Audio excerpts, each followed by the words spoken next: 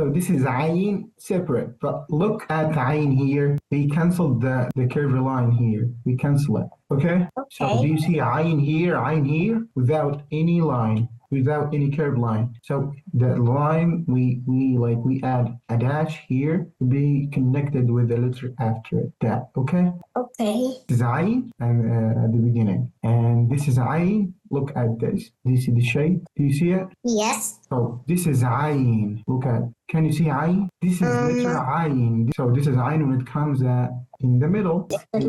Yeah, like this. And this is ayn when it comes at the end. This is in the middle, and this at the end. Okay. Okay. Okay, so I want you to know the difference between ayn and this letter. Can you tell me what is this letter? This. Hey. What? Hey. Ha. This is ha. Okay? So this is Okay. ha at the end, and this is ayn when it comes at the end. Okay? Yeah, I think I need some more food. Okay.